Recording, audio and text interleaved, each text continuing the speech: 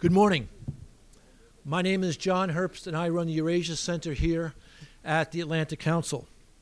With my colleague Jason Marshak from the Adrienne Arsht Latin America Center, we're delighted to welcome you today to a conversation about Kremlin policy in Venezuela and what the United States should do about it. We have a terrific program, and I'll let Jason describe the panel that will speak in a few minutes. It's my job right now to introduce Senator Rick Scott from Florida.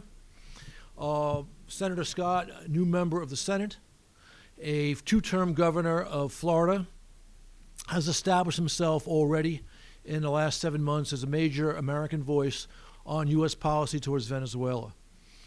In part, that comes from the fact that in Florida, he saw the problems that stem from refugee flows from places that are in crisis and places where the government does not work or, in fact, is a criminal enterprise. And since you did not come here to listen to me, but to the senator, I'd like to welcome the senator to the stage. Thank you. Thank you, Ambassador. And that's actually true.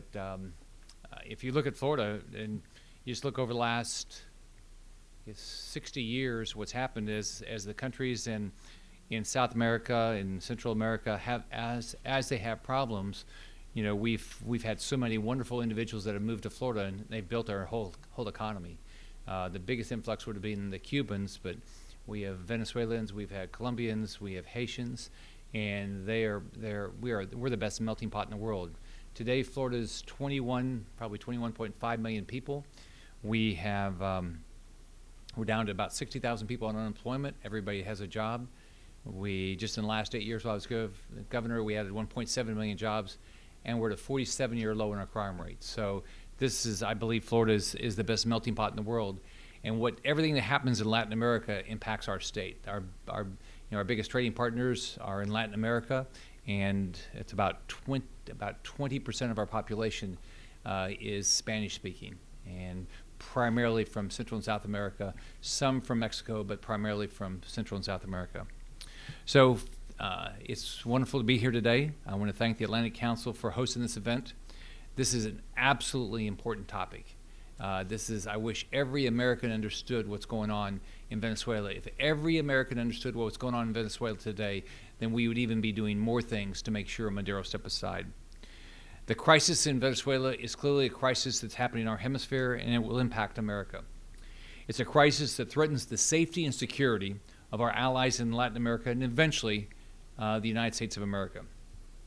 I've been to the Venezuelan border, and talking to the families, it's devastating. Thank God for USAID, what they're doing, whether it's opening up school so children from Venezuela can come across the river to get to school and get a meal every day, or whether it's to be responsible for a food kitchen that people are waiting 3 and 4 hours to just get one meal a day, possibly, and still living on the streets. There's starvation, there's hunger, and you listen to the families, there's not a lot of laughter, there's a lot of pain. The thing that bothers me the most is just the children dying. My wife and I have been blessed. We have grandchildren. I have grandchildren from a little less than 2 to 7. I think of my 3-year-old. My 3-year-old grandson, his name is Eli. If he was living in Venezuela right now, here's what would be happening. His mom would be telling him, Eli, you're probably not going to eat today, and I don't know if you're going to eat tomorrow. We're probably going to have to sleep on the street again tonight. I know the water doesn't look clean. It isn't. And you know, I'm going to pray every day, Eli, you don't get sick, because if you get sick, there's no doctors, there's no hospital that's going to take care of you. That's happening every day all across Venezuela. And even the individuals that are getting into places like Colombia, they're still having unbelievable struggles because there's not enough jobs, there's not enough places to stay, and there's clearly not enough food. So America is doing a lot, but there's going to be more that we're going to need to do. There's clearly genocide happening in Venezuela right now. I've been criticized for using that word, but my question for people is, okay, so if, they want to say, oh, it's not genocide. Well, what is it then? I mean, we are watching little children like my grandson Eli starving to death intentionally, and there's one person that's primarily responsible for it, and his name is Nicolás Maduro. He's supported by a lot of people, but he is intentionally starving children to death. Tens of thousands of dead is clearly genocide, and it's in our hemisphere. It's not what we've seen in my generation. We've seen this happen overseas. We've seen it clearly in Africa and other places, but it's happening in our hemisphere, not that many miles from our border. The United States and our allies have to do everything we can to get Maduro to step aside. Every day, I think, what can I do today to push the administration or somebody overseas? I'm just over in Spain meeting with the foreign minister there to get people to do more to make sure Maduro steps aside. We cannot let this evil continue under our watch. The sanctions we've placed on Venezuela are starting to have an effect. If you look at all the information, in the last month we've seen their oil revenues plummet. We've seen Venezuela sell off their gold. We've seen the Maduro regime default on their loans. But Maduro's still in power. I met with the outgoing president of Panama yesterday, and the biggest issue on his plate is how do we get Maduro to step aside? Because it's not just an issue for what's happening to all the children and the families in Venezuela, but it's going to impact Panama and Colombia and Brazil and Argentina and eventually the United States. The people of Venezuela are continuing to suffer because of Maduro. The influence of Cuba, Russia, China, Iran, and international terrorist organizations continues to grow. So we have to every day think, what else can we do? If Russia stops propping up the regime in Caracas, I believe that the dominoes will fall and the people of Venezuela will be free from this evil and tyranny of Maduro. Cuba is certainly the most powerful force supporting Maduro. Without the flow of money from Havana to Caracas in exchange for Venezuelan oil and the 20+ thousand security forces and others protecting Maduro and enforcing his terror, the Maduro regime would certainly already have fallen. But Cuba's goal has always been to poke the United States in the eye, which is Russia's idea, and I think China's idea also, and Iran's idea, and wreak havoc in Latin America. They're not going to pull out until they absolutely have to. So what we have to do with Cuba is every day, what else can we do? They're going to be Maduro's last ally to slither away. But if Russia abandons Maduro, the dominoes will fall, and the entire house of cards are going to crumble around him. We saw their influence this year when Russian officials talked Maduro out of leaving Venezuela. Right now, President Putin is an active participant in Maduro's genocide, and I think we have to be very clear, whether it's President Putin, President Xi, or the Castro regime, or Iran, they are part of killing little children. That is exactly what they're doing, and they're all a co-conspirator in this. Russia has welcomed the Petroleos de Venezuela office to Moscow to strengthen its strategic partnership with Venezuela. Russia's oil company Rosneft has provided more than $17 billion in loans to the Chavez-Maduro regime in the last 10 years. And what's nice is $17 billion is important to Russia. And so it's not like, in America, if somebody defaulted on a $17 billion loan, it wouldn't have as big impact clearly on our government. But in Russia, that's a bigger deal. They have taken more than 3 million tons of Venezuelan oil in the past 2 years. And Russia has helped Maduro export oil to Asia once U.S. sanctions against Venezuelan oil threatened to dry up their revenues. Russia is propping up Maduro while draining the natural resources of Venezuela. And these resources are lifeline. I mean, this was a. If you go to Colombia, what they said is years ago, everybody moved out of Colombia to get to Venezuela because it was a vibrant economy. You could get a job, and you could, it was the wealthiest country in Latin America by far. And it's not just economic support that Russia's provide; they provide military support. Russian mercenaries protect Maduro because he can't trust his own troops. So he's relying on Russia and he's relying on Cuba to support him because he doesn't even trust his own generals. The Russian government has provided military advisors and specialists to maintain the Maduro regime's defenses, including surface-to-air missile systems, and a lot of how to do this. Russia has also sent nuclear-capable bombers to Venezuela in violation of the Venezuelan Constitution. And it's all to intimidate the United States and other countries in the regime to make sure we don't do anything. In short, Russia's expanded its military presence in Venezuela to prop up a regime hostile to the United States, and it clearly wants to create a foothold in the Western Hemisphere. Not since the Cuban Missile Crisis has Russia taken such aggressive steps to expand their influence in the region. Let me be clear. The presence of Russia, along with Cuba, China, Iran, Hezbollah, and other international terrorist organizations in Venezuela presents a clear and present danger to the national security interests of the United States and all of our allies in Latin America. And think of the position we're in now.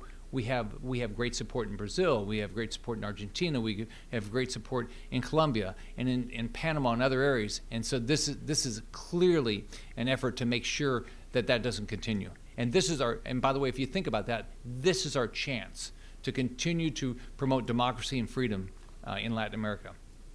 We cannot allow hostile regimes like Russia, China, and Cuba to continue to train. They train killers, they distribute weapons, and they place military assets in Venezuela. History has proven that permitting the former Soviet Union to establish a presence in Cuba perpetuated a 6-decade totalitarian dictatorship that's the entire time of the Cuba regime has been instability in the region, and they've always worked against our national interest.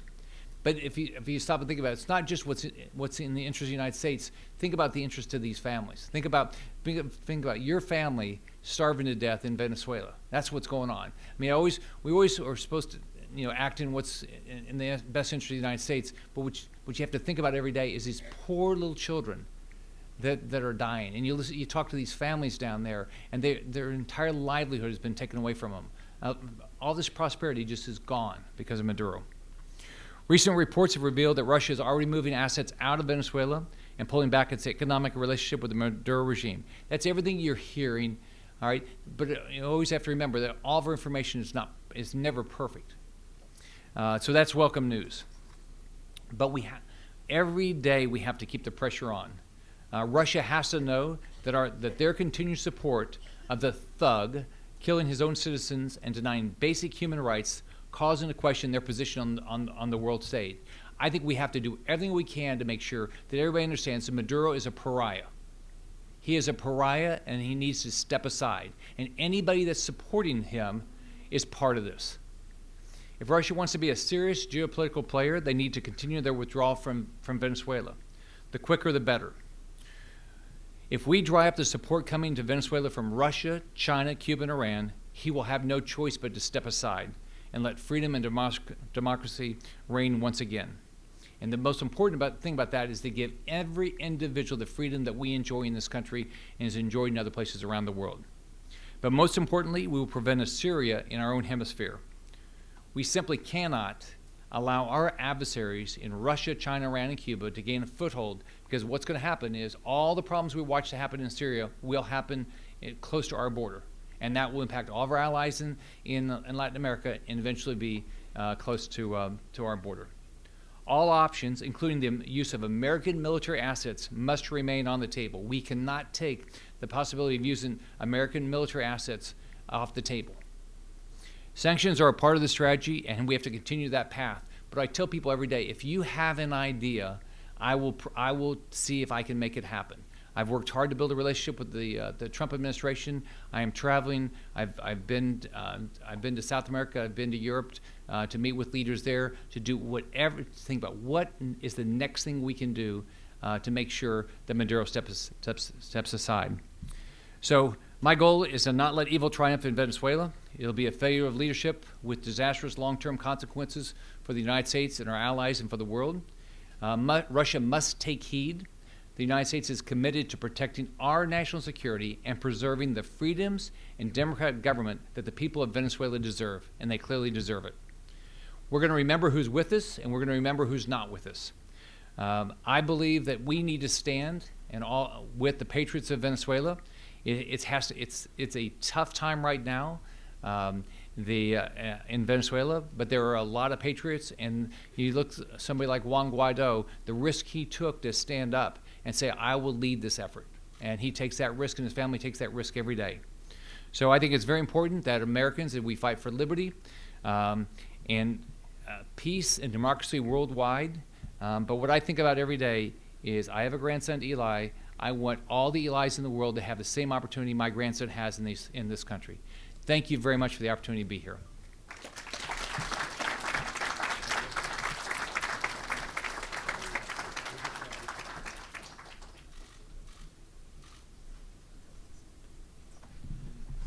I'd like to welcome the panelists up to the stage. As they're coming up to the stage, I'd like to thank Senator Scott again as he's leaving the room for those excellent comments and insights to really help to kick off this incredibly important discussion.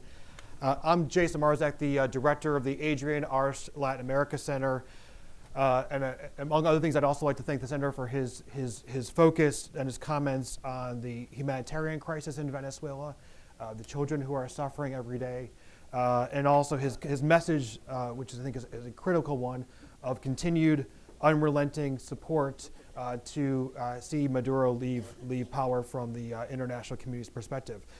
What we're going, in the next hour, we are going to dig in to look at the extent of Russian involvement in Venezuela, Moscow's motivations and possible next moves, and also how the United States should react.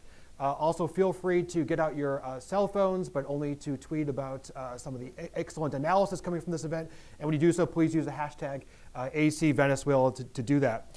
We have an amazing lineup of speakers who are going to provide an insight and hopefully also raise new questions. So you walk out of this room or finish watching the webcast with a better understanding of the global and local factors at play and what should or might happen next. I'm going to introduce the speakers in a moment, but just some additional context first. It's no secret to, I think, anyone in this room or those watching, but accelerating a peaceful and sustainable democratic transition and economic recovery in Venezuela is a top priority of the Adrienne Arsht Latin America Center and of the Atlantic Council more broadly. Venezuela today is confronting one of the worst crises to ever afflict a country in Latin America, and it's a man-made one.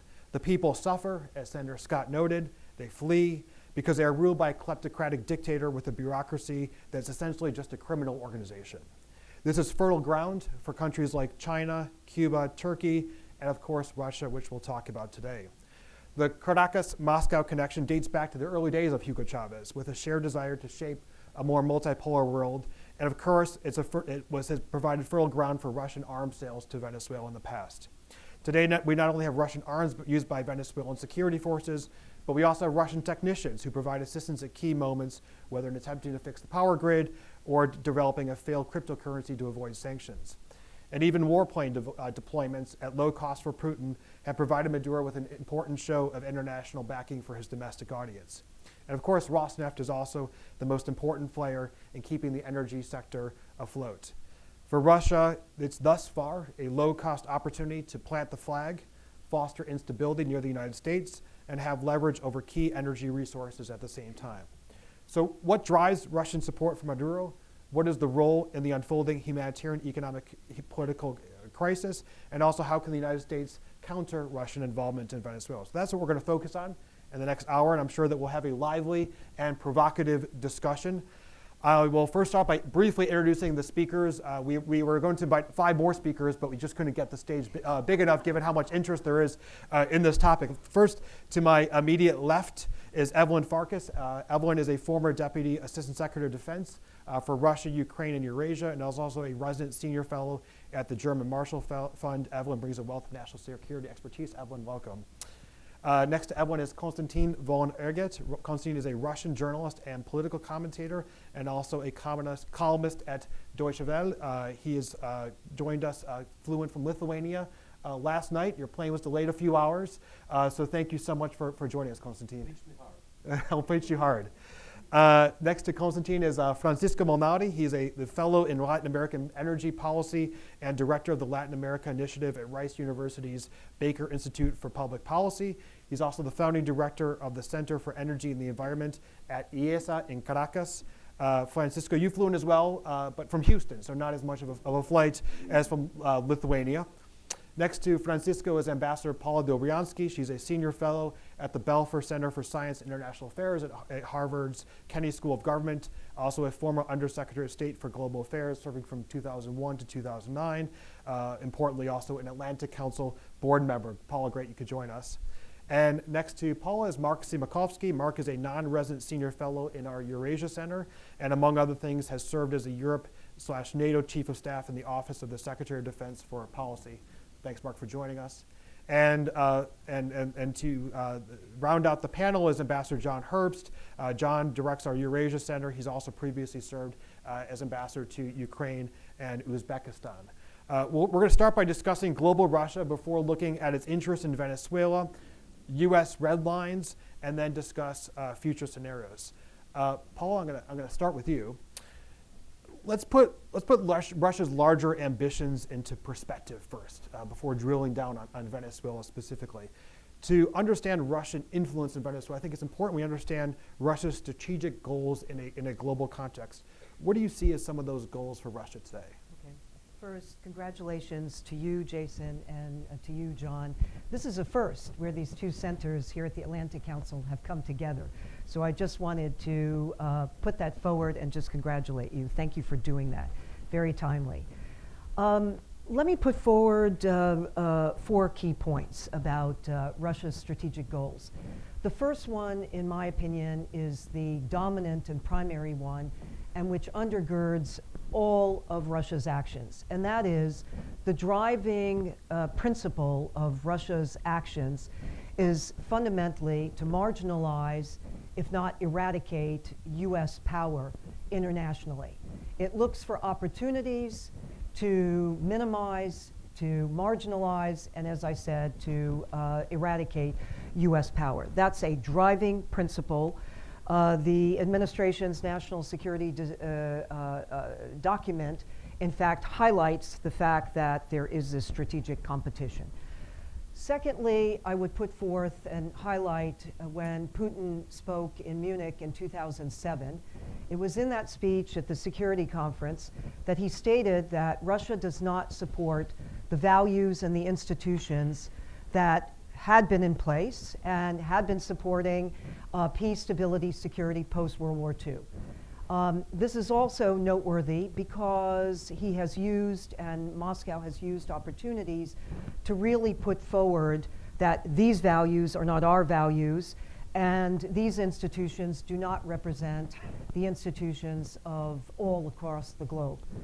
Thirdly, I think one could say that another important driving factor here is the fact that, and Putin has said this very directly, a desire to reconstitute the Soviet Union, or if you will, Russia's sphere of influence as it once was. He said that the Soviet Union, it was a tragedy that it reached its demise.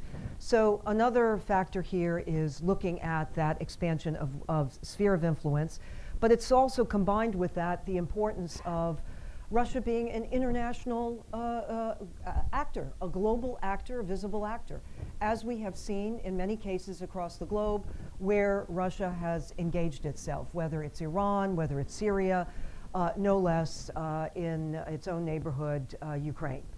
And then the fourth consideration that I would also put forward here is also the importance for Russia to actually, if you will, align itself and find like-minded allies and interlocutors that are part of this creation of a broader sphere of influence. So let me just conclude by, and that, by the way, is derived from also its dire economic situation at home. In a way, you could look at its foreign policy. Its foreign policy, in many ways, is rooted in the dire economic situation at home. Because there's discontent, there you have demonstrations by pensioners, that in turn what you have is Russia engaging abroad and demonstrating a kind of leadership which is brought back home that we are players, and we are proud players. So there's that fourth dimension. But finally, let me just connect a dot to Venezuela and conclude. It's worth noting that in this, and going back to the primary point I made about the relationships and how Russia strives to undermine U.S. influence, in the case of Venezuela, it has an economic investment, a very strong one, But I would highlight the fact it's not the economic investment that really looms large here, it's the political investment in Venezuela.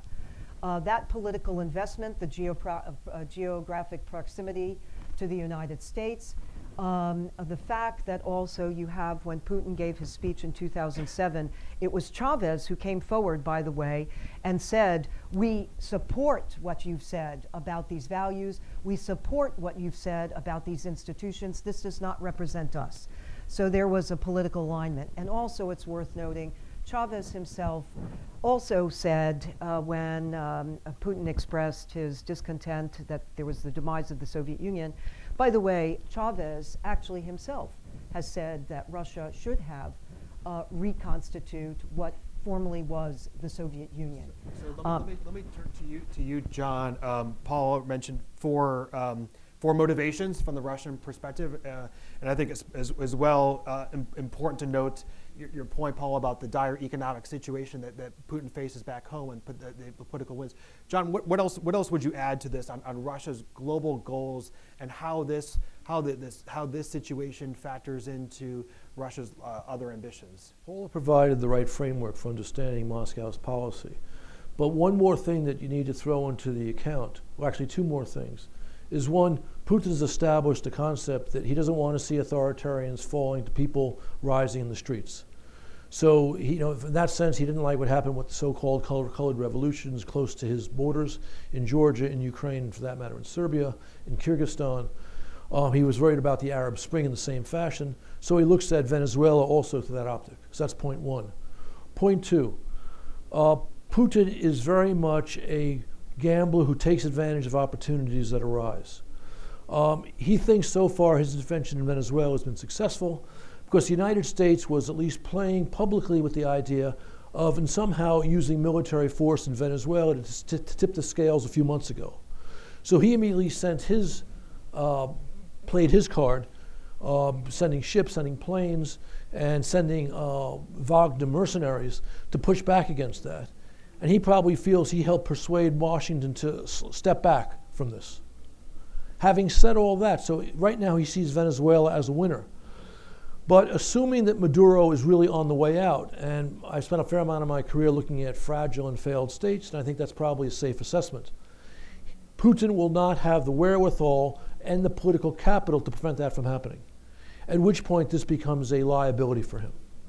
And that's really the key question, John, is how do we turn Venezuela from a win for Putin to a liability for Putin? Evelyn, I want to go to you. I want to get your take as well on Putin's broader strategic interest in global influence, and how also the Kremlin's geopolitical strategy in Venezuela tries to potentially, does it for Putin potentially try to give Russia leverage over the United States in other regional conflicts around the world, Europe, Middle East? Is he looking at that way, maybe a quid pro quo, or do you think he's looking at more insofar as a Venezuela specific? So thank you very much, Jason. Thank you, everyone, for taking time to listen to us. The way I see it, I agree with everything Paula and John said. There's probably going to be a lot of agreement here on this panel. We'll try to get some disagreement. Yeah, too, but my prism is a little more, I guess, blunt and brief, and it's, for Putin, it's all about regime survival. And the reason he is so fearful about the color revolutions or regime change or the right to protect, whatever term you want to use, it's all kind of the same, is that he, some distinctions, but is that he is afraid that someday that regime change rooster or chicken will come to roost in Moscow. And so, again, for him, it's all about regime survival. The other reason why he wants sphere of influence, make Russia great again, also goes back to that, maintaining his grip on power. He needs to have the kleptocratic, authoritarian system in Russia in order to really guarantee his own survival and that of his cronies. So I think that's the most important prism through which to see this. And then you can start to understand, what is he doing in Syria, for example? And I think that's the best analogy. For those who haven't, paid much attention to what Russia's doing around the world, you probably know that he's backing Bashar al-Assad, a bloody, brutal dictator who has been bombing with Russian assistance hospitals, innocent civilians, very deliberately, and a UN convoy in 2015. Okay, so that what the senator talked about, starving children, it's not that far off, although it's a lot more direct in Syria. The aim is still the same. We, Russia, are not going to let the international community bring about a regime change. Same thing in Venezuela. Now, the stakes in Venezuela are a little bit different because just as in Syria, the Russian government does not want an out-and-out confrontation with the United States. But they're not willing to trade very much because it's not costing them that much, this effort. Just as in Syria, it's surprisingly not costing them that much. It's doable. A little harder than Ukraine logistically, and certainly Venezuela is logistically, militarily harder. But for the Russians, the price is pretty low, and politically it's very high stakes, right? So I would say the only thing the Russian government would give up like that would be, give up the only way they would walk away in Venezuela would be if we said, here's Ukraine. And there's no way the international community, the United States, anyone, is going to give a sovereign government to the Russian Federation. Konstantin, your experiences in the past, now you're a journalist. You've also worked in Russia's energy sector. And as Evelyn noted, the energy interest for Putin in Venezuela. What do you see as Venezuela's significance for Putin's foreign policy, and also the extent to which it does have this domestic Russian dimension? I think we've been talking about the wins for Putin thus far in Moscow and beyond, but to what extent do you see that as having this domestic dimension? Thank you very much, and thanks for the invitation. Well, I didn't work in the Russian energy sector. I worked for ExxonMobil in Russia, which is a bit of a different thing, and Rex Tillerson was my president. God bless him. So I think that a lot of what Evelyn said is actually true, and as in the old John Paul II anecdote, just for me it's just a cup of coffee now, but I still have to go on for a few minutes. So I want to tell you that there is a very important domestic element which was mentioned here, and I think that when Paula mentioned the 2007 Munich Security Conference speech, to me, looking back now, 12 years back, it really, really looks and sounds like ancient history. We could be talking about 30 years war, because the situation since then moved very significantly and not in a very positive way for Putin. Yes, Venezuela is very important. Venezuela is Syria number one, because the most important consideration is, of course, continuing to present Putin to the world as the world's number one go-to man in case you have a danger of regime change. But at the same time, the ability to react and the ability to basically maintain this policy is quite limited, I would say. First of all, because I think the peak of this great powerism was already reached with the seizure of the Crimea in 2014. And since then, nothing can beat it, frankly, with regard to the Russian audience. Probably only a Russian Panzer parade in Kiev, which is not going to happen anytime soon.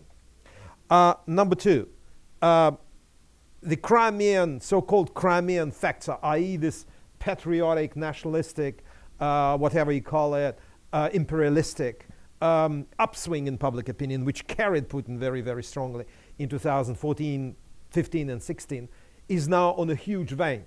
The latest opinion poll from the Levada Center, which is the only reliable pollster in Russia, says that although Russians don't want to give the Crimea back to Ukraine, but only 7 to 8% are prepared to pay for the Crimeans in order for them to continue integrating in Russia. That means that we are on the, I think that in the last couple of years, what we've seen finally an emergence of something that was sorely lacking in Russia, and that is a taxpayer mentality. People are starting to ask questions, how much does it cost?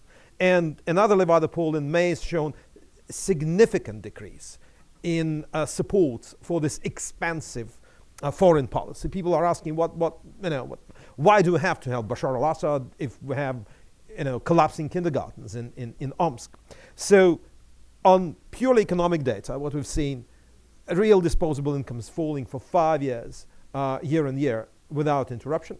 2 days ago, new data shown that sales of cars, which is quite important because these are the cars are bought mostly in the big cities, have fallen 18% compared to 2018 on the same sort of level. I think it was first quarter of the year. So that means that although for now, it's a low-cost operation.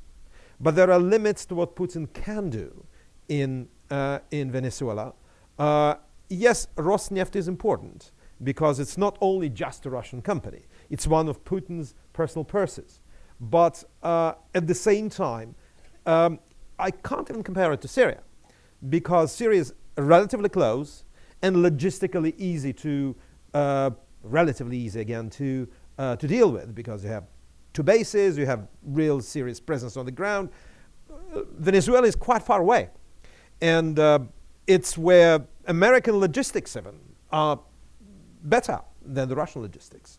So my personal feeling is that although as long as it is possible to keep Maduro in, the Kremlin will push him to do that, will provide support, including probably mercenaries. I think that is a possibility. But at the same time, I think just as is with Iran, the Kremlin will refrain from a direct confrontation in which it can lose a lot. And I think actually, funnily enough, it may sound paradoxical, this last thing I'm going to say, it may sound paradoxical, but probably some kind of arrangement for Maduro to leave the scene will be quite good for the Kremlin because I think there is no appetite in the Russian society to fight with the United States over Venezuela. So if Maduro goes and Putin can say, well, you know, it happened, probably we approved it a little bit, that may be even good for him because it won't push him too hard. And Francisco, I want to go to you next from a Venezuelan perspective. But Constantine, an important point is that right now Venezuela is a political win for Putin back home because this is low cost, but because of this rising taxpayer mentality with schools crumbling, as it turns into a potentially more high-cost endeavor that could really... It's also very far. It's also very far. You can always reignite Ukraine in Russian public opinion discourse. Yeah. But Venezuela, few people will be able to point it on the map. You know. So and I think, frankly, around the world, probably a few years, people couldn't point on the map, but now people thankfully can, and we need that continued attention. Francisco, I raised a few ideas at the outset, but I'd like to take your perspective. From a Venezuelan perspective, how is the Russia-Venezuela nexus seen, and what seen is also driving that nexus? Sure. So, I mean, originally it was more about selling military equipment. There were some ventures that failed. But more recently, starting in 2014, Rosneft became a very big player in Venezuela, particularly by giving loans, around $6.8 billion in loans when the Chinese had stepped back. So it was really important for survival of the regime. It's important to notice that a significant part of those loans have been paid already. The balance today is about $1.8 billion as reported by Rosneft. So Venezuela has been sending the oil and paying Russia. They have been very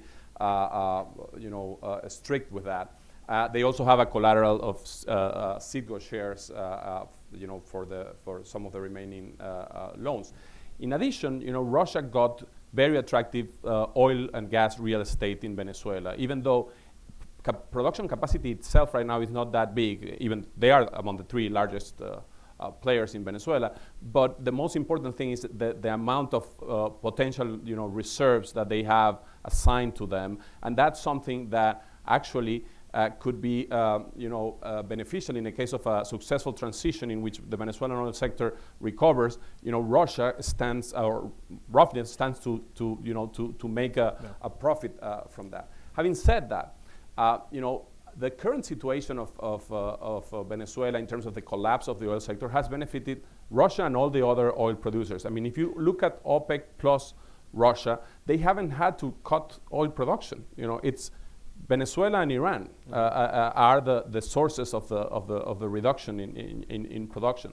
So for now, this is convenient for Russia. To this sort of situation of collapse of the Venezuelan oil industry in terms of the oil market, not in terms of their own business there. But even though I think this is mostly a political and geopolitical play, I do think that these economic elements might be part of not only President Putin needs to sort of save face in a transition in Venezuela, but if he is guaranteed some property rights there, and he stands to gain in terms of Rosneft. That at least might allow him to sort of see a positive for Russia in that specific area. So energy collateral, and also is driving it, obviously, as well as some of the political and geopolitical interests shared by Nicolás Maduro as well. Mark, how have you seen the two countries' relationship evolve over the last 2 decades? Because we've seen this, early days of Hugo Chavez, this affinity toward Russia, which is continued now for almost 20 years. How have you seen that nature of that relationship evolve? Yeah, thanks a lot for your time and the interest in the topic. I mean, I think obviously Russia continues to be one of the 2 main backers of the Maduro regime. For 2 decades, they have used Venezuela as a not only point of geopolitical presence in the region, also an area where they can push back against U.S. interests, but they have real economic interests at stake. That said, over the last few years, as the Maduro regime has grown increasingly isolated and more sanctions have come up, Russia has limited its investment in Venezuela. Their position is not as pragmatic, I would say, as the Chinese. The Chinese, I think, understand and have stopped doubling down on their investment. The Russians also have limited, but they also haven't pulled out. So in many ways, I think what you're seeing in terms of their economic support being sustained, Rosneft has not upped significantly its stake in Venezuela. In addition, you have not seen over the last few months when the administration has decided to really ratchet up the sanctions measures, both against the Maduro regime, but also against the energy sector, as well as trying to isolate Maduro from some of his international backers. You have not seen any significant arms deals signed between the 2 entities. Obviously, PDVSA is setting up an office in Moscow, but you're not seeing any more significant loan guarantees. The Russians understand that there is a limit to what they can do in Venezuela. That said, they're not going to pull the plug either. I think what's interesting is Moscow is also analyzing the limits of U.S. power in Venezuela. It's sensing that there's a stalemate on the ground. The administration has been limited in what it's been willing to do short of ratcheting up sanctions on the Maduro regime, both individual and sectoral. But also I think Moscow understands that there's divisions within the administration itself on how to approach this issue. And frankly, Russia is also looking to take advantage of this issue and this tension within the United States to increase its own presence in Venezuela. There's deliberations on how far the administration is going to go to punish Rosneft for its continued support of Maduro. I think so far there's been hesitation based both on global energy markets as well as a potential backlash on other areas of U.S.-Russian interest to sanction Rosneft directly. There's been some interest in subsidiaries and insurance. But also I think the administration correctly is thinking through how are its actions that it's taking both to punish our enemies, but also potentially our friends in Venezuela and in our international backers and companies operating there.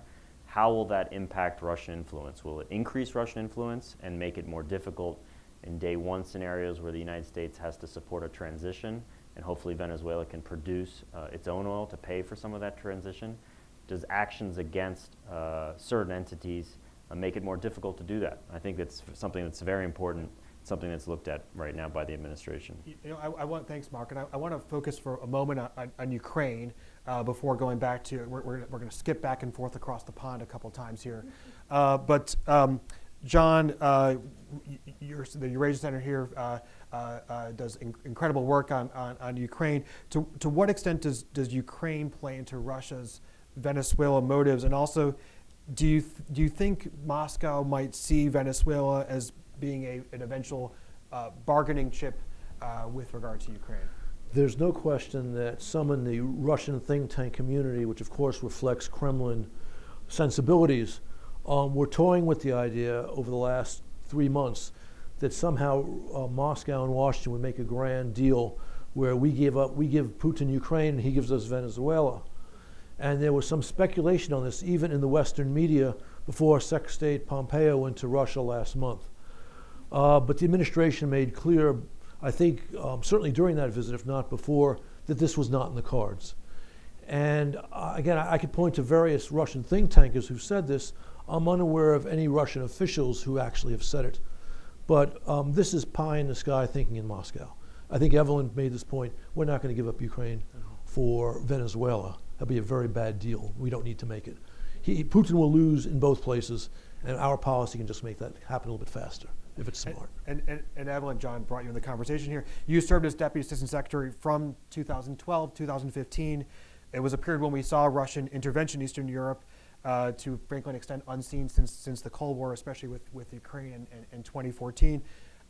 Your reflections on John's point on Russia's interest in Ukraine moving forward, and how we could look at some of what Russian influence has been in Europe, and are there ties to what that could mean or not with regard to how Russia might proceed in Venezuela? Well, first I would add, Jason, that the Russian invasion into Ukraine and the seizure of Crimea in 2014, it was the first illegal annexation, the first forcible change of borders since World War II in Europe. So that's important to note. And that was why the international community, including China, the entire UN, condemned this action and defended Ukraine's sovereignty and the right to defend itself and the right to continue to, according to international law, hold Crimea.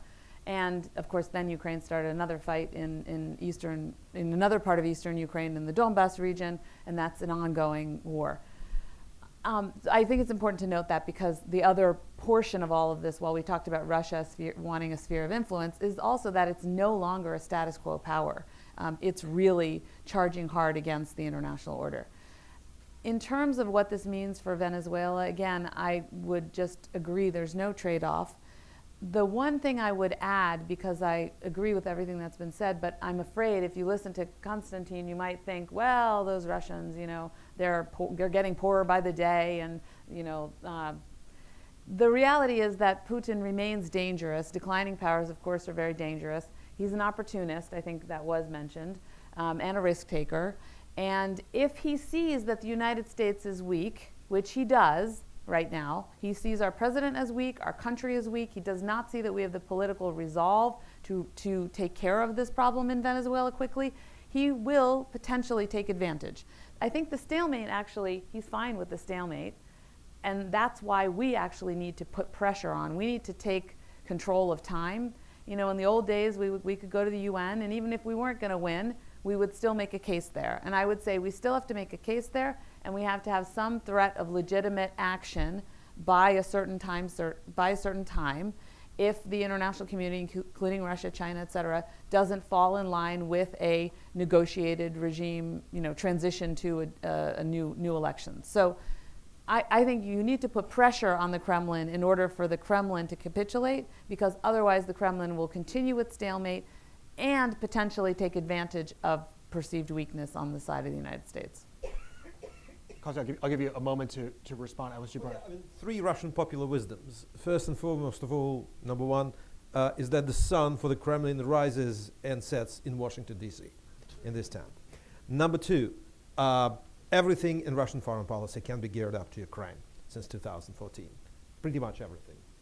It's an obsession, just like it's an obsession with America. And number three, whenever you talk about saving Putin's face, he thinks that you're weak and he can move forward. So if you proceed from these three things, then I'd say that, of course, you're quite right. I mean, there is opportunism. There is also always a possibility of things going wrong, just as it happened with the Wagner Group in Syria. So the same could happen in Venezuela. I don't mean mercenaries. I mean anything can happen with, with Russian advisors or whatever that would basically move things in a direction which would force Putin, in his own view, to jack up the confrontation. Paula, you mentioned at the outset 4 different motivations that you saw for Putin from a broader global geopolitical stance. I want to ask you, especially with the challenges Putin faced at home, but also the opportunity, as Evelyn mentioned, for Putin to also take advantage of weakness. With Russia tied up in other conflicts, including, as we've discussed, Syria, why Venezuela, and to what extent?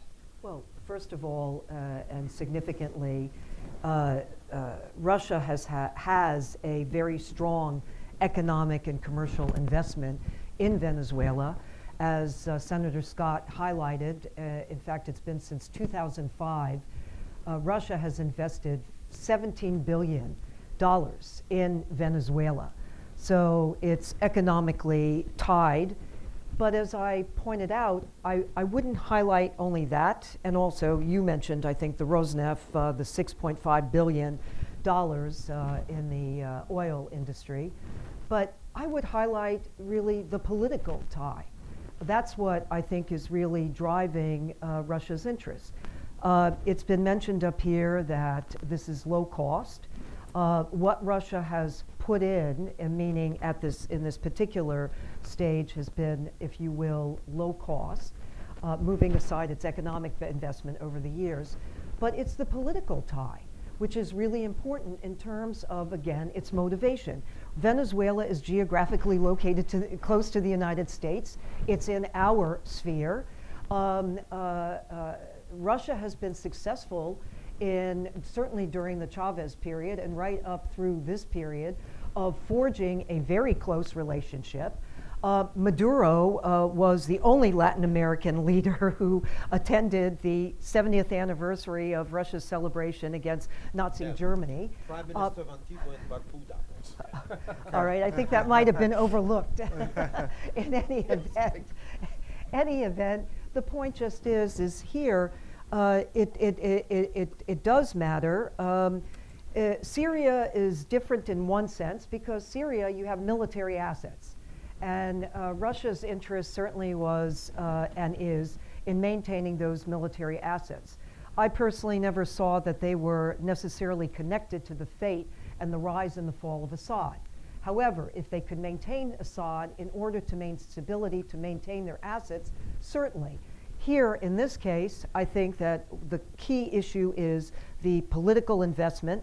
Moscow wouldn't want a failure, and where there's a change that's going to affect its own investment, economic investment, but especially its political investment in the region.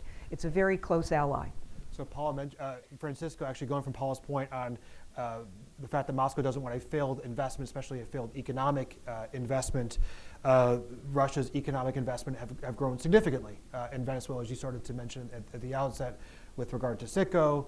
Just in the last week, Rosneft began 100% ownership of two rich gas fields, 30 years, tax-free. What are the thus far as well? Maduro has paid his share to Russia. What are the implications of Russia's expanding economic foothold in Venezuela? Especially, what are the implications if the Maduro regime falters on its debt payment? Does that bring some kind of recalculation from Moscow's part? I think the exposure has, in terms of debt, has decreased significantly. And because the control that Rosneft has today of Venezuelan exports, it's very unlikely that they will, be a default on the remaining. Although Venezuela's production continues to fall, so it will be, harder. But they control the flow, so they can get paid themselves, right? So that's a motivation to help Venezuela avoid sanctions. That they are actually making a profit while doing this. But on the other hand, the assets in terms of natural gas and the assets in terms of extra heavy oil and other conventional oil beds are things that will not have any value if there is no revival of the Venezuelan oil industry. So in that sense, they have this sort of different interests. And the last element is this sort of for Maduro is really important. I think that the Russian military have been so close to the Venezuelan military recently in terms of sending officers to Moscow, etc. So I think that's another element that Maduro values very much about the relationship, and that's why he sort of tries to keep the Russians content. I mean, one example is that he was willing to divert oil to Russia instead of paying, for example, China, which is another important ally. And you see those flows to Russia? I mean, those you see those as continuing at a, even with the faltering of the Venezuelan oil industry, continuing at a pretty steady clip. I mean, because of that reason. On the other hand, the Russians have dramatically, they know that Venezuela is not able to, pay anything else. That's why Gazprom Bank is not doing any activity with Venezuela. They are exporting very little to Venezuela. They are not giving any additional credit to Venezuela. So they are not willing to put any more money, and maybe because of the reasons that you mentioned. It's not, they don't have appetite to risk more in terms of money. At this point, it's sort of a geopolitical play, and they are in a very good position to get repaid their loans simply because they control the flow of oil. But also, I think for Maduro, an important thing is to show to Putin, as it is with the last decision, this latest decision to give away to gas fields, it's very important for him to show that he's sort of trying to be loyal to his commitments to Russia as much as he can, because he knows that Putin is the only person who can exfiltrate him from Venezuela when push comes to shove. Yeah. Mark, in addition to energy resources, acting as a spoil to the United States, trying to leverage its own global position, anything else you see that might be driving Russia's interest in Venezuela? No, I mean, I think it's been discussed, but it's worth summarizing in a way that kind of showcases some of the elements. First, Putin's goal is to frustrate the United States. A stalemate works in his favor. It gives Putin the flexibility to dial up and dial down pressure to ensure the status quo. For Putin, he doesn't need to change the situation. He knows the United States has its limits and what it's willing to achieve in terms of military force. I think the U.S. has to be careful in laying out certain tools if they're not willing to fulfill them, and I think there's clearly divisions within the administration on how it moves forward. But then the second key point for Putin is how to leverage that frustration that the United States is having with Russia's approach in Venezuela. And that's where you're getting the kind of meeting between Pompeo and Lavrov and Putin in Sochi. The U.S. was focused on Venezuela as an issue. They see Russia as a key player, a key arbiter, and that meeting likely was sparked potentially by the president's frustration in telling Pompeo, look, we've got to engage with the Russians. They obviously have a key stake at play. And Russia uses that as leverage in sustaining U.S.-Russian relations, in accelerating dialogue between the two countries, and showcasing Russia as a key power. So in many ways, Venezuela serves an outside purpose unrelated to Russian interests in the Western Hemisphere. Venezuela is a leverage point for the Russian Federation to use and to showcase as a way of highlighting its importance to the United States. And you cannot ignore us. We're going to make life difficult for you. If you want any change on the ground, you have to engage us. And so that's why I think Venezuela is going to be a key subject in the president's discussion with Putin in Osaka next week. Lastly, I think the main piece is how is Russia going to sustain its influence in Venezuela on day one of a transition. They're not wedded to Maduro. I think they understand that if there's some sort of Chavista influence in the transitional government, their interests will be secured. Guaido government is going to want to secure those interests as well. But they are wedded to their influence, and they are wedded to their ability to use Venezuela as a way to poke the United States, and that's going to continue. Paul, and I would yeah, please go ahead. Yeah, quick please. comment, because you used the term about Russia being desirous of being an arbiter. I would say that it must be pointed out, of course, Russia put forward that it wants to mediate talks between the opposition and Maduro. The opposition has flat out said no. And I think that underscores the kind of sentiment, even though Russia is desirous of that position, it doesn't have that position in this setting. So in terms of the toolbox, and that's a key point, in terms of the toolbox, I would submit, I think stay the course of the sanctions, and now I'm speaking of sanctions vis-a-vis Russia. It impacts Rosneft in constraining them in terms of external markets. It also constrains the CEO, Igor Sechin, in terms of his ability to undertake business. So that's key in the toolbox. But I also think there's a real asset here, and the asset is, you know that there were about 51 plus countries that have recognized Guaido. There's also the Lima Group. There's a collective pressure and action that can, in fact, continue to be deployed because countries are concerned. They're concerned about the migration flow. They're concerned about the impact that it will have on their economies. We should be using and tapping into that kind of collective support here. But I don't see that Russia is getting traction in this regard. And finally, I think it was important when Secretary Pompeo came out publicly and he talked about and called, put to the mat Russia's actions, saying that Russia was preventing or calling upon Maduro not to leave the country. And I think those kinds of public outright statements that basically call out disruptive action on the part of Russia is crucial going forward. Yeah, and I think that's incredibly important, Paul. And I think also as you look at Russia's broader interests across the hemisphere, that Venezuela plays against that, because you have, as you mentioned, not only you have the Lima Group, you have over 50 democracies that recognize the interim president. So all,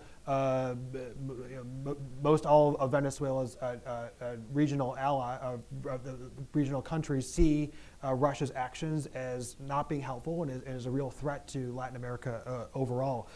Just a quick check for the panel.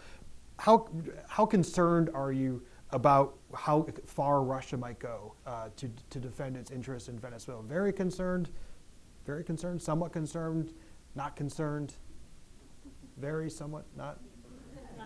Very, somewhat concerned. I'll just reiterate what I said. I think that the Kremlin has certain understanding of the limitations it has in Western Hemisphere. What I'm most concerned about is some kind of, I hate this expression, but still, black swan accident that will force Putin to show strength, to show that he's not afraid, because that's an obsession with the Kremlin, not to be seen as weak.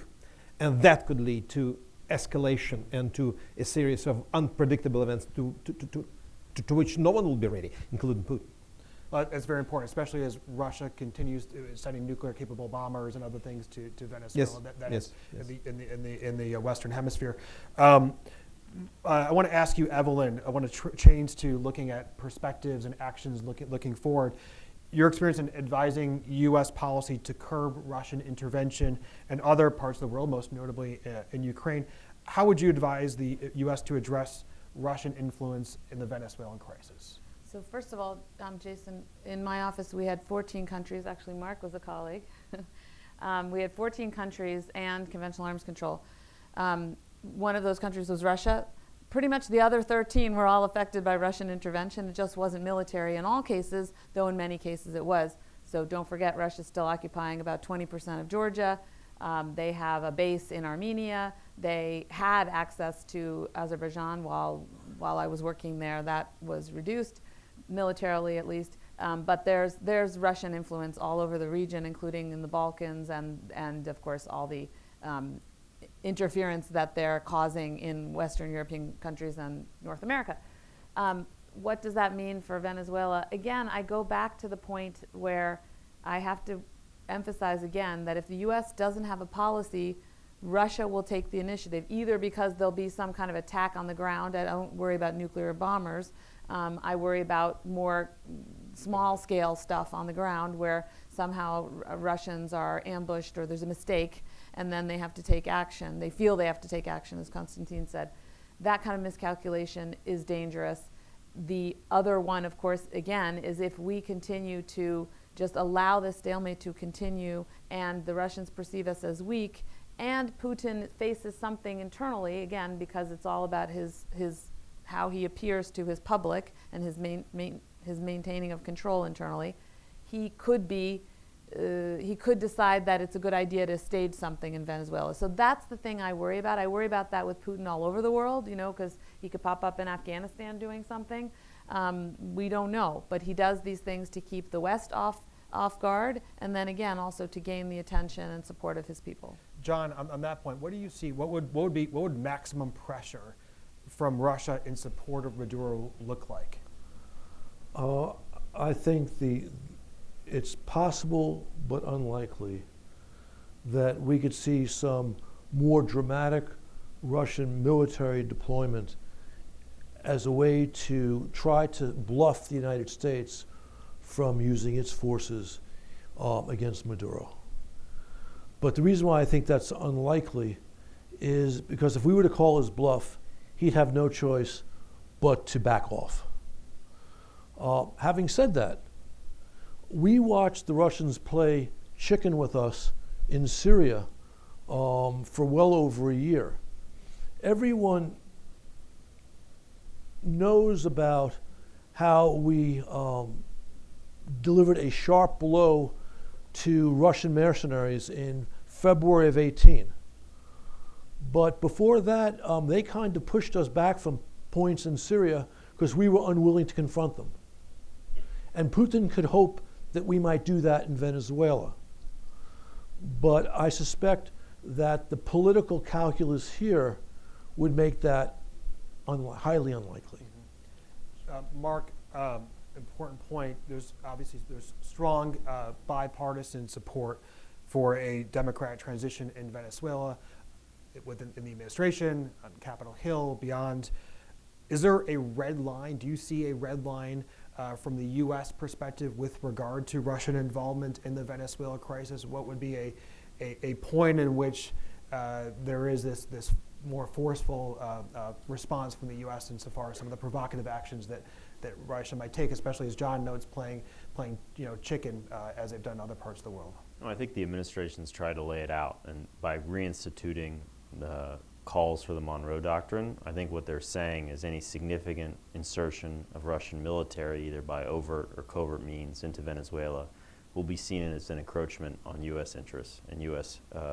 interest in the region. So a Ukraine or Syria scenario, whether it's overt and little green men, or in Syria, clearly Russian green men, that would be seen as a provocation, and the United States would push back on it. I think what's important is the administration sends clear signals to Russia, and if those dialogues where we are being forced in and sucked into discussing Venezuela, to showcase to the Russians that we're not going to countenance the same sort of scenarios that we saw in Syria and Ukraine. I think also what's important to understand is the U.S., unfortunately, when Evelyn and I were in the Pentagon, we weren't successful in stopping advancements of Russian use of the military around its periphery. Venezuela is further away. Again, this is like a bipartisan criticism. Both the Bush and the Obama administrations saw invasions of territory on Russia's periphery in spite of Russian U.S. interests and in spite of some U.S. warnings, albeit mixed. Venezuela is a different story, and it's much further away. But I think we need to be very clear with Russia that they have an interest in avoiding the use of military force. I think they understand that. There's clearly limits in what they're willing to do, but they understand that we have limits as well. The interest, of course, is trying to find a way out of this scenario, and that's what U.S. policy needs to be focused on, and showcasing that we need to stay the course and putting pressure, using a scalpel, not an axe, on Russia in terms of sanctions, but also ensuring that our actions don't increase Russian presence and Russian influence and give Maduro essentially the excuse that the United States is the problem. Paula, reminding ourselves that there are 25,000 Cuban troops in Venezuela now, and certainly Cuba is very much aligned with Moscow. Cuba is very much aligned, and the ideological affinity Right. between Venezuela and Cuba is much Right. more profound than the ideological affinity with Venezuela and I'm Russia. citing that because about the issue of investment of troops, et cetera. It has that 25,000 reliability, invested. Paula, what else do you see as potentially being that we haven't talked about that might be in the Russian toolbox as we think about what their future actions might be with regard to Venezuela? Well, I think that Russia is going to stay the course. I think that Russia is going to look at every opportunity that it could maximize on, whether it's disruptive or whether it's seemingly constructive. As I mentioned, Russia was the one that put forward that it will be arbitrate between Maduro and the opposition, which has been rejected. So I think going forward, I think you're going to see in their toolbox a maximization on any opportunity that's given to them in this current setting. Also, it's interesting noting because of the neighbors being affected, Colombia, Brazil, also Russia will also be putting into its own calculation to some extent, how it also moderates its relationship there. And especially with the change of government in Brazil, it will be challenging for them. Francisco, I want to turn to you one last question. Then I'm going to open up to the audience. hope we've generated just a few questions. I'm sure we have. But Francisco, on Paula's point about Putin finding any opportunity, from the flip side, how much do you think Maduro would ask of Moscow? Is there a limit to what Maduro might ask of Russia? Well, I mean, he will ask much more than they were willing to give, for sure. I mean, they were really interested, in having either a military base or much more significant involvement of Russia, and the Russians decided not to have that. By the way, I think in terms of the relationship with the Cubans, there is it's true that Cuba and Russia are aligned in terms of Venezuela, but they have slightly different, interest. And the Venezuelan military, particularly General Padrino, has made a point of establishing a much more closer relationship with the Russians than, he wanted to diversify sort of the involvement of the Cubans has been such powerful, and personally, Nicolás Maduro has this personal connection to the Cubans. So Padrino has made a point of developing the relationship with the Russians, which I think gives the Venezuelan military a little bit more independence from the Cubans, and on the other hand, provides sort of some. I mean, I think they have this sense that the Russians are the deterrent against, the U.S. A U.S. intervention, but they are not sure of how far, they will go. And I think it will be definitely important for the Venezuelan military if they sense at some point that the Russians are not, willing to support them further in terms of changing their calculus in terms of, continued support to Maduro.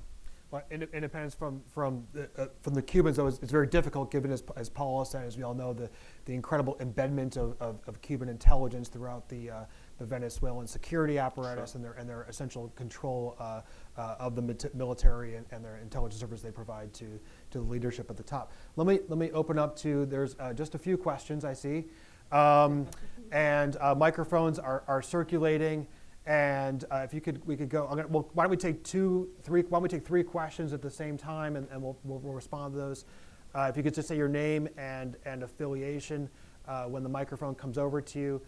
Fourth row here, Pedro. And I'll ask, in the interest of time, we'll just ask it for questions rather than statements. Yeah, Pedro Borelli from Venezuela, and I'll just ask a question about a comment also. There's a lot of talk about Russia as a monolith, like this Russia policy and Russia wants this and Russia does that. I've spent a lot of time in Russia, and I don't see that. I see very marked divides within Russia. So I see a policy from Sechin, who's driving the relationship with Venezuela. So Rosneft is really the driver, and he's been the driver since 2008. I see a group of people who've been selling weapons, and they have a different interest. I see the foreign ministry with a completely different view, and I see the Kremlin with a different view. And then I see the think tank, the only think tank that they have, the Institute of Latin American Studies, having a view that this Venezuela is a man-made crisis and all that. So that's an important thing, and can you enrich that, the people who know that in reality, because I do think that there's a struggle in there, and it's bigger than people think, and people are criticizing Sechin for basically going overboard. The second question is that Maduro, when he was on his last trip, I think Putin did not treat him well. Putin clearly told him in public that he should get his act together and fix his problems with the opposition. And you see Russia now participating in the meeting last week in Sweden with China, Sweden, Norway, and others. And they clearly do not want to be last guys defending Maduro, but clearly they do not want to accept Guaido, who they see as a puppet of the United States. So how much of what they're doing really has more to do with saving face rather than saving Maduro? Thank you. I'm going to take two other questions. We'll stay in the third row there, and then we'll take a question toward the back. I'll let whoever with the break choose, but take one toward the back, and we'll take them all. Hi, I'm Daniel Di Martino. I'm with Vente Venezuela. And so I think this is just what every Venezuelan is asking and right now, and I think the most important question here, and is what will it take for the United States to give a real threat of military action to free Venezuela and actually follow through on that threat? What will it take? That's my question. Okay. And then toward the back there, yeah. Thank you, Piotr. I'm from SAIS. Lots of good information here, unlike the speech. Just wanted to say it's quite clear that Russia, a statement I once heard, which I think is extremely pertinent, is Putin's poker face is brilliant. His chess game is not. And as we're talking about bluffing, he's very good at looking at the immediacy, but long term, he's rubbish. And I think we need to be aware of that as the United States, which, there's more in common between the two. Please? I will. There's more in common between the US and Russia than the US is fragmented about how you feel about POTUS, the same as within Russia about Putin. So what can we do to bridge the gap between the rhetoric between the countries? Because I think if we can be in the same mindset, there might be actually more potential to replicate that in policy making. Thank you. Okay, thanks. So let's take those three questions together, bridge the gap. Pedro's question on Maduro's in Moscow, and then also this question of the military threat. Paul, go ahead. Pedro, on the first part of your question, I would say it's not the issue about if you will, the thematic differences among the military, Rosneft, and then Putin. I think the issue is what has been said before that would be primary in the calculation is the issue of the domestic considerations. The domestic considerations, what bearing certain Russian actions would have on what would be happening at home in that case. That's where I see actually the greatest, in my view, the greatest impact, and that's been set up here. And then on saving face versus saving Maduro, I do think this situation has some analogy to Syria. In the case, I always felt, as I said in my own remarks, I didn't see that Russia hung its star solely and singularly on Assad. It was the military assets. I think in this case that it's not hung solely on Maduro. If Maduro stays, then it'll continue. I think it's the issue of maintaining that political relationship, the political asset. If it's not Maduro, but it's someone else that they can strongly maintain their political influence, then they will do so. That's my thinking on that one. Konstantin? I agree. I just want to probably rephrase this a little bit. I think that as long as the Kremlin can present any change in Venezuela as not basically the contrarian to what Russia was saying before, then it could be not Maduro but someone else. But they will resist as long as they can because, again, yes, they do not want regime change. And unless we put pressure on them, they will stick to that position. That was my but, yes, because I do think that with Assad surviving 3 years of war before Putin sent in troops, it was quite important symbolically. So after that, he becomes symbolically very important for this idea that we are good at preventing regime change. With regard to what Patrick asked about Russia, yeah, I mean, there is this famous Russian joke about the Kremlin having many towers, and they disagree. Yes, they do, but so far we haven't seen a lot of evidence that on major foreign policy issues and security policy issues, there is such a disagreement that it will provide for swift policy change. I think it's more about basically Putin in the end deciding and driving the show. I mean, listening to probably everyone before, whoever comes last into his study. But let me posit one thing. I think we may be seeing changes to that because I'm saying something that is a minority view in Russia, but I think that we are entering a stage of this current Russian regime really fraying. And fraying because it's been around for too long. Boredom is the worst enemy of authoritarian regime. It's been around for 20 years now. So I think that this is an irreversible process because people at the top in Russia are not willing to change and they're not becoming younger. And that will create issues inside the regime, including, by the way, letting the children inherit the power and the assets. That will, I think, in the coming years, provide for probably more internal crisis. And also, as I mentioned, the domestic situation in Russia is not getting better, and Putin, I don't think he can perform an economic miracle and make everyone satisfied again. So I do think that that will impact Syria, that will impact Venezuela, it will have a huge impact on Ukraine, although Ukraine still remains primary interest. So I'd say we're entering a very, very uncertain time in which probably the role of these towers suddenly will become bigger. Until now, it wasn't actually. And the question from Piotr, I didn't really get the bridging the gap thing. I mean, if you could specify a question. Who is going to bridge the gap? What I mean is we're focusing so much on Russia's inherent interests and destabilization. But the United States does exactly the same by supporting Saudi Arabia in its case with Yemen and everything else going on in the Middle East. They're operating in Russia's theater the same as Russia wants to operate in the Western or US's theater. So my point is we should be looking at how we can enable a convergence.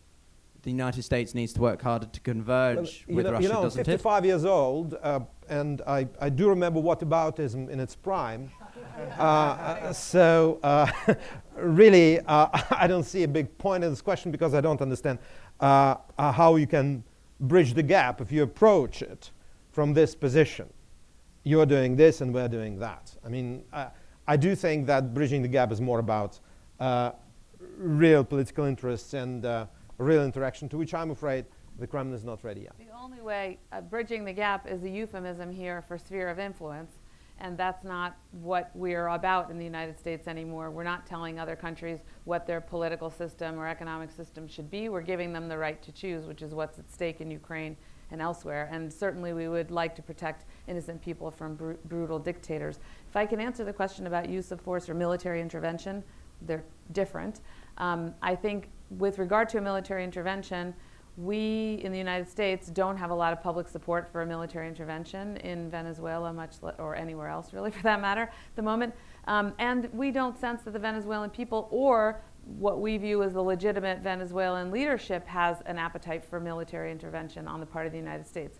The exception to this might be if there's really, if we are lacking in diplomatic activity and economic pressure, and we wait and we allow this stalemate to continue, then you heard the senator. We will have more refugees flowing to Colombia. I've heard the Colombian ambassador behind closed doors talk in pretty dire terms about what's happening and what could happen on any given day if people decide to, if people guarding the borders decide to let people rush the borders if they really need to, right? So there is a worst case scenario for some kind of humanitarian intervention, but we really should be doing everything we can to forestall that. And I would to emphatically say from the Atlantic Council that our work is all about accelerating a peaceful democratic transition. There is zero appetite for a military intervention, whether it's from the Venezuelan people or whether it's from the Lima Group countries across Latin America. So I'd like to just kind of squash that notion, but at the same time, I think, as everyone said, the humanitarian crisis is incredibly severe. 4 million Venezuelans have left, and this is not just felt by Colombia, it's felt by the Chileans, it's felt by the Peruvians, it's felt by the Brazilians, the Panamanians, and of course, across the other countries in the hemisphere. Mark? Military intervention. You know, I think that there's a false hope among some in Venezuela, particularly maybe in the military, that the United States is going to take care of its problems for them. I think the United States can set conditions that make it difficult to see Maduro as the future, and it creates splits within the Venezuelan military. But ultimately, this is not a Russia-U.S. dialogue on the future of Venezuela. The Venezuelan people have to make a decision about who's going to be the legitimate leaders in the country. Guaido, frankly, came down for many people watching this as a very positive development, and that was essentially a domestic development, which I think we should be using and utilizing, and the U.S. has. But I think there's a perception among some that the United States is going to come in with some solution militarily. I don't see how that benefits the Venezuelan people and benefits the situation on the ground, and sure doesn't benefit the image of the United States in Latin America. I think that actually would undermine U.S. interests. But of course, the stalemate, I think the people that are most frustrated by the stalemate is the opposition, because they see they have to break something up. And this is the black swan, I think, that Constantine flagged, is in the interest of breaking up the stalemate. The opposition actually could have an interest in creating some sort of situation on the ground that the Maduro regime uses for its own interests to potentially invite foreign intervention. That's something we should all be worried about. Mark, I think that's an excellent point to wrap up. I think first highlighting again, which this discussion was more about Russian influence in Venezuela, less about the domestic situation within Venezuela, but reiterating the fact that the solutions in Venezuela have to come from the Venezuelan people.